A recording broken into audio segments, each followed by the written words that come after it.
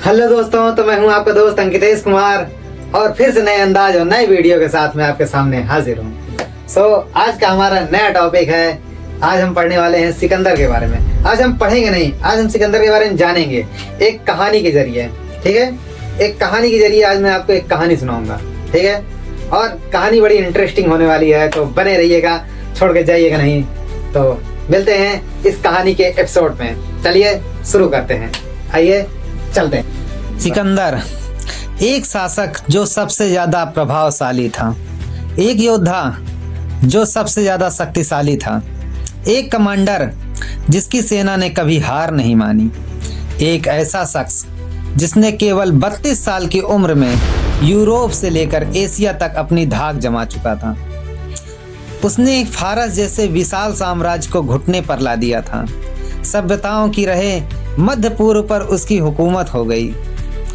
उसकी बारे में भविष्यवाणी की गई थी कि वह एक दिन विश्व विजेता बनेगा। वह विश्व विजेता कहलाया भी। वह हर वो जमीन जीत चुका था जिसके बारे में उसके देशवासी जानते थे। महज 12 साल की उम्र में पश्चिम में यूनान से लेकर पूर्व में आज के पाकिस्तान तक अपना अधिकार विस्तार यानी कि साम्राज्य विस्तार कर लिया था।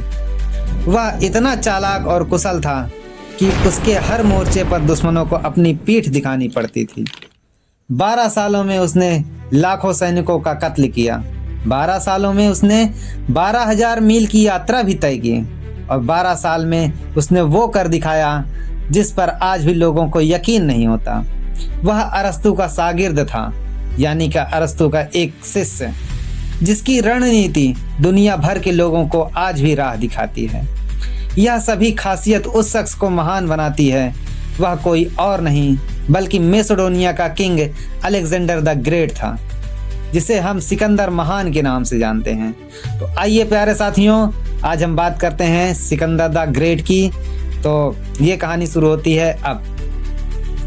मैसेडोनिया के रहने वाले सिकंदर का जन्म 356 ईस्वी में हुआ था। उसका जन्म मैसेडोनिया की राजधानी पेला में हुआ था। उसकी माँ का नाम ओलंपियास था और उसके पिता का नाम फिलिप द्वितीय था। फिलिप मैसेडोनिया का राजा था। ओलंपियास फिलिप की चौथी पत्नी थी। ओलंपिया इस मामले में अहम थी क्योंकि उन्होंने परिवार में पहले लड़के को जन्म दिया था, यानी कि सिकंदर के रूप में उन्होंने राज्य को उत्तराधिकारी दिया था। सिकंदर बचपन से ही बहादुर और जिद्दी किस्म का था, या जिद्दी किस्म का शख्स था। वह जो ठान लेता था उसे करके ही मानता था। उसका जुनून देखकर उसके पिता ने उसे किसी मामूली शिक्षक के भरोसे छोड़ देना उचित नहीं समझा। इसलिए अपने समय के सबसे बड़े महान यानी कि विद्वान अरस्तु को सिकंदर की शिक्षा का भार सौंपा। 13 साल की उम्र में ही सिकंदर ने अरस्तु से शिक्षा लेना प्रारंभ किया। अरस्तु ने सिकंदर को नीति शास्त्र और राजनीतिक विज्ञान की शिक्षा दी। सिकंदर ने अरस्तु से यूनानी संस्कृति पर आधारित शिक्षा भी प्राप्त की, इसलिए उसे दर्शन शास्त्र पढ़ाया गया। सभी शिक्षक यूनानियों की तरह इलियाई और ओविसी जैसी कविताएं लिखने वाले प्राचीन यूनानी कवि होमर ये यूनानी कवि थे। इलियाड का एक महाकाव्य है जिसमें ट्रॉय शहर और यूनानियों के बीच अंतिम वर्ष के युद्ध की कहानी बताई गई है। सिकंदर और इस कहानी के नायक एम्बलेस के बीच पूर्ण मानसिक संबंध बन गया था। कहते हैं कि सिकंदर युद्ध के दौरान होमर की कविताओं को अपने तकिए के नीचे रखकर सोता था। कहा जाता है कि सिकंदर के विश्व विजेता बनने में अरस्तु की शिक्षा की सबसे अहम भूमिका थी। अरस्तु सिकंदर को वीर रस की कहानियां सुनाते थे और युद्धों को जीतने के गुण सिखाते थे। सिकंदर अरस्तु ने उन कठिन सिद्धांतों के बारे में भी उसे बताया जिसे उस समय के दार्शनिक अपने खास शिष्यों को ही बताया करते थे। ऐसा कहा जाता है कि सिकंदर जब अपने विश्व विजय के अभियान पर निकला तब अरस्तु ने उन सिद्धांतों पर कुछ किताबें लिखी। किताब की बात सुनकर सिकंदर ने अरस्तु को तुरंत पत्र लिखकर ऐतराज़ जताया और कहा, आपने जो ज्ञान सिर्फ मुझे दिया था, अगर वह सब तक पहुंच गया तो फिर मेरी शिक्षा और दूसरों की शिक्षा में अंतर ही क्या रह जाएगा। फिलहाल 336 ईस्वी पूर्व में जब सिकंदर महज 20 साल का था, तब एक दुखद घटना घटी। उसके पिता फिलिप द्वितीय की हत्या कर दी गई। फिलिप की हत्या की खबर ने कई राज्यों में विद्रोह जैसे माहौल पैदा कर दिए या हालात पैदा कर दिए। इन राज्यों में एथेंस आदि शामिल थे।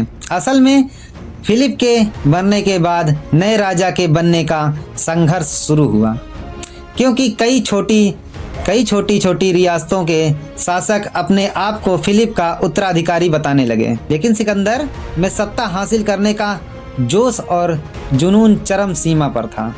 ऐसे में महज 20 साल के सिकंदर के सामने जीवन की सबसे बड़ी चुनौती खड़ी थी। साम्राज्य बचाने के लिए उसने मैसेडोनियाई राजकुमार समेत कई लोगों की हत्या कर दी।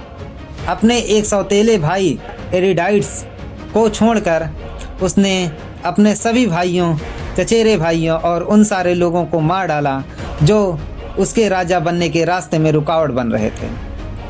इस संघर्ष में सिकंदर ने अपने सभी विरोधियों का सफाया कर दिया और मात्र 20 साल की उम्र में वह राजा बन गया। यानी सिकंदर ने अपने शासनकाल की शुरुआत सिंहासन के प्रतिद्वंदियों को खत्म करके किया। इसके बाद सिकंदर ने 12 सालों तक शासन किया। असल में वह बेहद महत्वाकांक्षी व्यक्ति था। उसने दुनिया को जीतने की धुन सवार थी, इसलिए वह सिर्फ मैसेडोनिया तक सीमित नहीं रहना चाहता था। लिहाजा 334 ईसा पूर्व में सिकंदर ने मैसेडोनिया से निकलकर दुनिया को जीतने पर पहले अभियान की शुरुआत की। उसकी सेना में 5000 घुड़सवार और 30,000 पैदल सैनिक थे, जो दुनिया को जीतने में उसके साथ हम कदम ताल कर रहे थे। उच्च सेना की पैदल सेना, घुड़सवार दस्ते, भाला चलाने वाले और तीरंदाज इस सेना का अहम हिस्सा थे। और साथ में था सिकंदर जैसा बुद्धिमान रणनीतिकार, जिसे युद्ध रणनीति में कमाल की महारत हासिल थी। मैसेडोनिया ग्रीक का एक राजा था, ऐसा राजा, लेकिन सिकंदर की मंशा पूरे ग्रीक पर राज्य करने की थी। सिकंदर जानता था कि केवल भय और ताकत के दम पर ग्रीक पर शासन नहीं किया जा सकता। इसलिए उसने ग्रीक पर सब अपनी हुकूमत के लिए राष्ट्रवाद और देशभक्ति का सहारा लिया। एक सदी पहले ग्रीक पर फारस के असफल आक्रमण का बदला लेने के लिए उसने फारस पर अपना ध्यान लगाया। वो संघर्ष में थर्मोपाइले की लड़ाई शामिल थी, जहां 300 स्पार्टन योद्धाओं ने हजारों फारसी सैनिकों के खिलाफ जंग लड़ी। फारस साम्राज्य ने 200 साल में सबसे अधिक सालों तक भूमध्य सागर से जुड़े इलाकों पर शासन किया। यह साम्राज्य इतिहास के वास्तविक सुपर पावर में से एक था। सिकंदर ने एक प्रचार अभियान बनाया कि मैसेडोनियन यूनानियों की ओर से फारस पर आक्रमण कर रहे हैं। हालांकि एक सदी पहले जब फारस साम्राज्य और यूनान के बीच जंग हुई थी, तब उसमें से मैसेडोनियाई शामिल नहीं था। इसलिए वह यूनानियों को यह भरोसा दिलाने की कोशिश करता है कि वह उनका बदला लेने के लिए फारस पर आक्रमण करने जा रहा है। लिहाजा विश्व विजेता बनने की शुरुआत उसने फारस पर हमले से की, जहां उसकी सेना का परीक्षण दुनिया की सबसे बड़ी और सबसे अच्छी प्रशिक्षित लड़ाकू सेना से हुआ। फारसी घुड़सवार सेना और तीरंदाज भी प्रसिद्ध थे। साथ ही दराती रथ भी थे, जो अपनी तेज धार वाले पहियों से दुश्मन को मार गिराते थे। इस अभियान में फारस की सेना ने सिकंदर का सबसे पहला सामना 334 ईसा पूर्व में ग्रेविकस की लड़ाई में किया। ग्रेविकस एक नदी थी जिसके पास जंग हुई।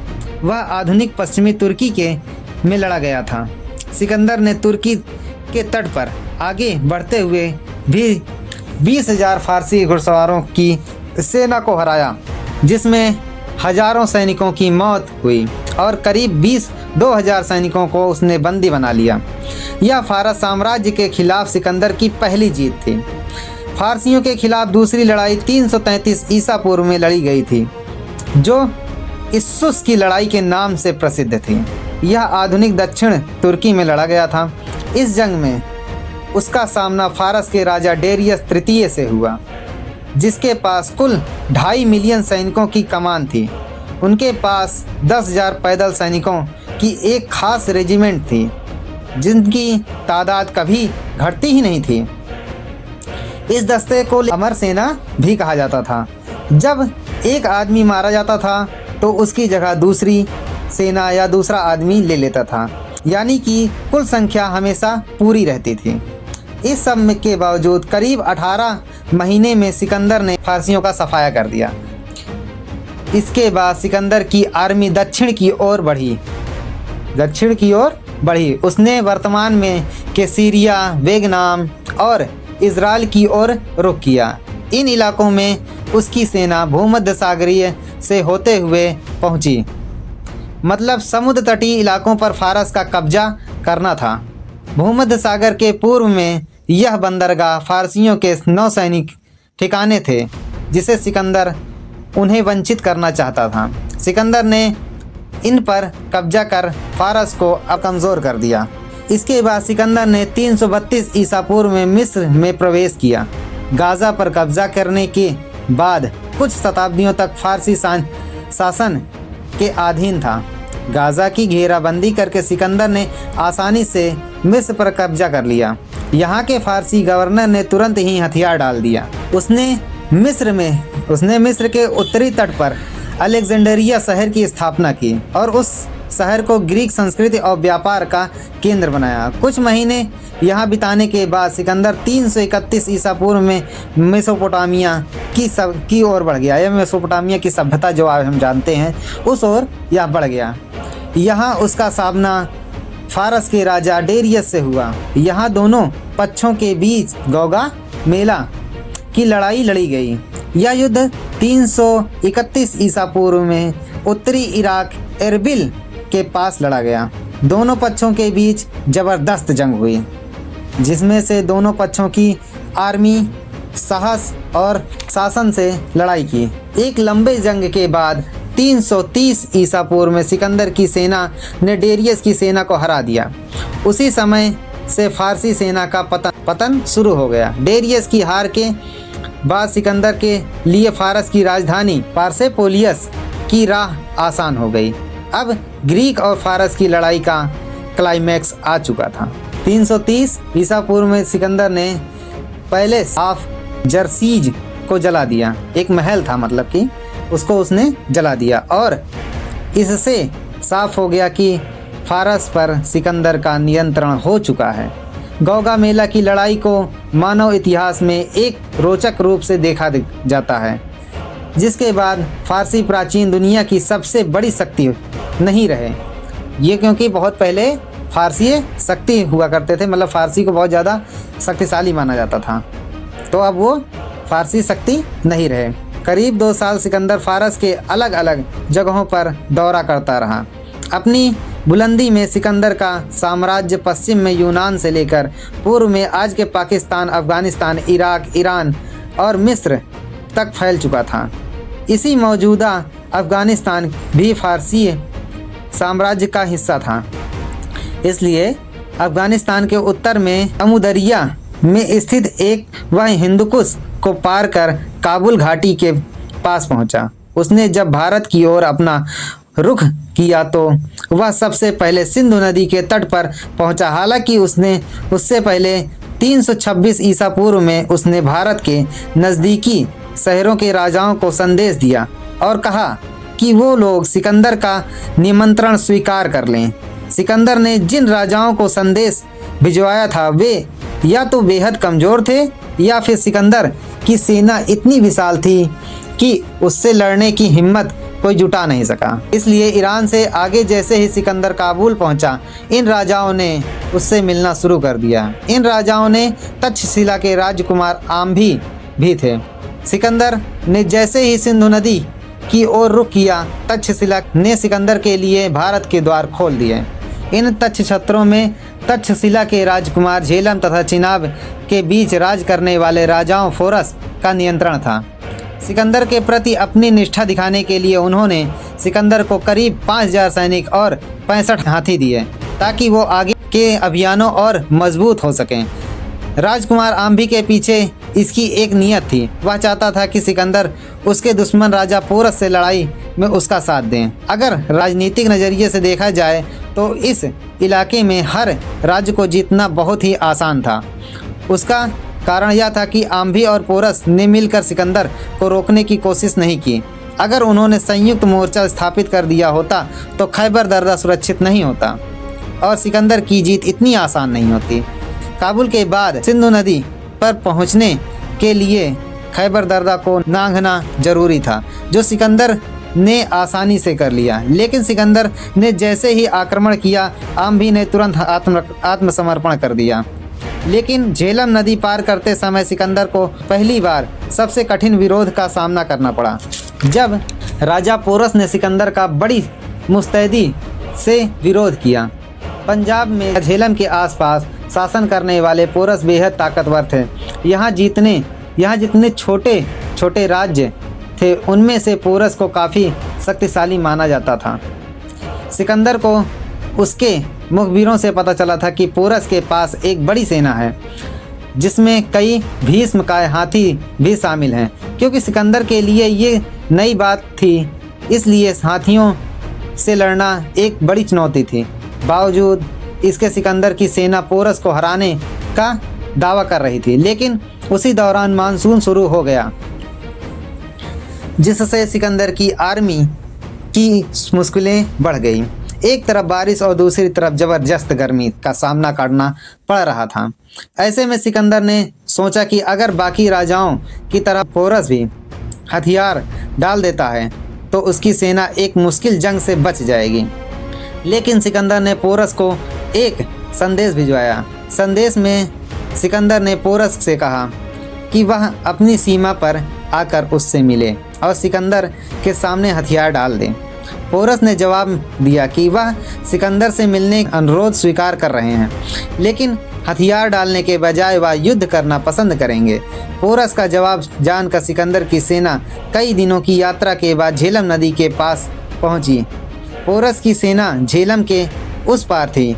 ये लड़ाई झेलम नदी के किनारे पंजाब के जलालपुर में हुई। मानसून के कारण जब वहाँ तेज आंधी और तूफान आया तो उसका फ़ायदा उठाते हुए सिकंदर ने अपनी सेना के साथ नदी पार कर ली। इससे पोरस को एक धक्का लगा। बेहतरीन प्रशिक्षण प्राप्त सिकंदर के सैनिकों में मुकाबला करना पोरस के लिए आसान नहीं था। सिकंदर के मुकाबले एक अनुमान के मुताबिक सिकंदर की सेना में 50,000 से भी ज़्यादा सैनिक थे, जबकि पोरस के पास करीब 20,000 से ज़्यादा सैनिक नहीं थे। उनके पक्ष में सिर्फ एक बात थी कि उनकी सेना में हाथियों की तादाद बहुत ज़्यादा थी। खैर, युद्ध शुरू हुआ। पोरस की सेना हाथियों को आगे कर सिकंदर की सेना से लड़ रही थी। हाथियों पर सवार होकर लड़ना सिकंदर की सेना के लिए बिल्कुल अलग और नई बात थी। लेकिन उस इलाके में लंबे समय के रहते सिकंदर के सैनिकों ने हाथियों से लड़ने की कला या तरीका सीख लिया था। इस भीषण लड़ाई में दोनों तरफ से लोग मारे गए। जब तक पोरस लड़ने की स्थिति में थे, उन्होंने सिकंदर का जमकर मुकाबला किया। लेकिन दुश्मनों से बहुत ज़्यादा घिर जाने के बाद उन्होंने हथियार डाल दिए। ऐसा कहा जाता है कि पोरस ने वीरता के साथ लड़ाई लड़ी और काफ़ी संघर्ष के बाद उनकी हार हुई। इस युद्ध को हाइडेस्पीस की लड़ाई भी कहा जाता है। असल में ये लड़ाई झेलम नदी के किनारे लड़ी गई थी और झेलम का दूसरा नाम ही हाइडेस्पीस रिवर है। मौजूदा में यह स्थान पाकिस्तान के पंजाब प्रांत में आता है। इस लड़ाई में पोरस की हार के बाद सिकंदर और पोरस की मुलाकात हुई। सिकंदर के जीवनीकार फ्रीमैन ने अपनी किताब अलेक्जेंडर द ग्रेट में लिखते हैं कि जब दोनों राजा मिले तो पोरस के हाथी ने घायल होते हुए भी घुटनों के बल बैठकर पोरस को नीचे उतारने में मदद की। सिकंदर पोरस के 6 फीट ऊंचे डील डॉल को देखकर बहुत प्रभावित हुआ। बंदी बनाने के बाद सिकंदर ने पोरस से पूछा कि उसके साथ किस तरह का सलूक किया जाए या किस तरह का व्यवहार किया जाए। तो पोरस ने तुरंत जवाब दिया कि एक राजा दूसरे राज्य के साथ जैसा करता है।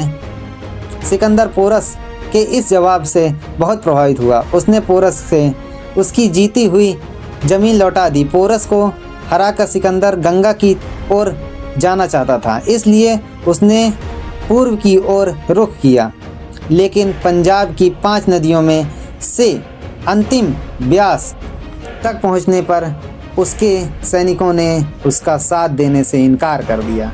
भारत की प्रचंड गर्मी में लड़ने के बाद भड़की हुई सेना, यूनानी सेना ने आत्मसमर्पण कर दिया, जिनसे सिकंदर को वापस मुड़ने पर मजबूर कर दिया और वह दक्षिण की ओर सिंधु नदी के साथ आगे बढ़ते हुए उसके डेल्टा तक पहुंचा तथा जहां उसने अपनी सेना का एक हिस्सा समुद्र के रास्ते मेसोपोटामिया भेज दिया तथा जबकि दूसरे हिस्से को मकरान तट के साथ जमीन के रास्ते ले गया। वापसी के दौरान 323 ईसा पूर्व के में बगदाद के दक्षिण शहर बेबीलोन में उसकी मृत्यु हो गई। तब सिकंदर की मृत्यु उम्र महज 32 साल की थी। कुछ इतिहासकारों का मानना है कि उसकी मौत का कारण उसकी जख्मों में होने वाला इन्फेक्शन था और कुछ का मानना है कि उसकी मृत्यु मलेरिया की वजह से हुई। अगर देखा जाए तो सिकंदर के आक्रमण के कई प्रभाव पड़े। इनमें से सबसे अहम प्रभाव पड़ा कि प्राचीन यूरोप और प्राचीन भारत पहली बार एक दूसरे के साथ संपर्क में आए। इससे भारत और यूनान के बीच कई हिस्सों में संपर्क स्थापित हुआ। यूनानी दुनिया और भारतीय उपमहाद्वीप के बीच भूमि मार्ग खुल गया। ऐसा कहा जाता है कि सिकंदर ने अपने अभियानों के दौरान भारत और यूनान या यूरोप के बीच संचार की कई लाइनें खोल दी। नतीजतन भारत और पश्चिम के बीच व्यापार और समुद्री वाणिज्य विकसित होने लगा। सिकंदर पर भारत पर आक्रमण राजनीतिक सबक और राजनीतिक परिणाम भी लेकर आया। उत्तर पश्चिम भारत छोटे छोटे राज्यों तथा जनजातियों में बटा हुआ था। सिंधु घाटी में मैसेडोनियाई सैनिकों की मौजूदगी उन राज्यों की राजनीतिक एकता की कमी की गवाही दे रही थी, जिन्हें विदेशी हमलावरों के हाथों पूरी तरह नुकसान उठाना पड़ा था। ऐसे में उनके बीच एकता की स्थापना समय की बीच की मांग बनी थी या बीच की मांग कर रही थी। लिहाजा भारत की छोटी छोटी रियासतें एक हो गई। इन राज्यों के एकीकरण को प्रोत्साहन मिला। छोटे राज्य बड़े राज्यों में विलीन हो गए। जब सिकंदर के इतिहास की बात होती है तो चंद्रगुप्त सिकंदर विवाद भी सामने आता है। इसलिए इतिहास के पन्ने पर नजर डालें तो पता चलता है कि चंद्रगुप्त मौर्य और सिकंदर दोनों की अपनी अपनी खूबियां थी। दोनों राजा अपनी तरह से महान थे। 326 ईसा पूर्व में पश्चिमोत्तर सीमा पर जब पोरस के साथ सिकंदर की जंग हुई तब चंद्रगुप्त मौर्य महज 14 वर्ष के थे, जबकि सिकंदर 30 वर्ष का सिकंदर था। ये सिकंदर ने जिस वक्त भारत पर हमला किया उस वक्त घनानंद मगध साम्राज्य का शासक था। हालांकि सिकंदर पोरस को हटाकर मगध साम्राज्य की ओर कदम बढ़ा रहा था, मगर उसकी सेना ने उसका विरोध किया और वह वापस लौट गया। इतिहासकारों का अनुमान है कि चंद्रगुप्त मौर्य 324 में 313 ईस्वी पूर्व तक सत्ता में रहे। कई इतिहासकार यह भी मानते हैं कि वो 321 ईसा पूर्व में सिंहासन पर बैठे। दूसरी तरफ भारत से वापस जाने के बाद 323 ईसा पूर्व के दौरान सिकंदर की मौत हो गई। यानी जब चंद्रगुप्त मौर्य सिंहासन पर बैठे तो सिकंदर भारत से लौट कर जा चुका था। इससे यह पता चलता है कि जिस समय सिकंदर की मृत्यु हुई उसी के आस मौर्य सत्ता में आए। ये तथ्य इस बात के सबूत हैं कि सिकंदर और चंद्रगुप्त के बीच जंग कभी हुई ही नहीं। हाँ, इसके प्रभाव जरूर मिलते हैं कि जब चंद्रगुप्त ने गद्दी संभाली उसने सिकंदर के अधीन किए गए इलाकों को मुक्त कराने का अभियान छेड़ा। उधर सेल्यूकस निकेटर भी अपने साम्राज्य विस्तार में लगा था। इसी क्रम में दोनों का सिंधु घाटी में आमना सामना हुआ। चंद्रगुप्त सिकंदर द्वारा जीते इलाके पर कब्जा कर लेते हैं और इस तरह सेल्यूकस निकेटर की हार हो गई। और क्योंकि सेल्यूकस निकेटर सिकंदर का सेनापति था, इसलिए इस लड़ाई को चंद्रगुप्त और सिकंदर की लड़ाई के तौर पर पेश किया जाता है। बहरहाल महज 32 साल की उम्र में इतना विशाल साम्राज्य कायम कर लेना ये बताता है कि सिकंदर निहायत ही बुद्धिमान और कुशल रणनीतिकार था। यही वजह है कि दुनिया में कहीं भी सैन्य रणनीति का जिक्र हो तो सिकंदर का नाम ज़रूर लिया जाता है। जब तक इतिहास पढ़ाया जाता रहेगा, जब तक जंग की बात होती रहेगी, लोगों की ज़ुबान पर सिकंदर का नाम यूं ही तैरता रहेगा।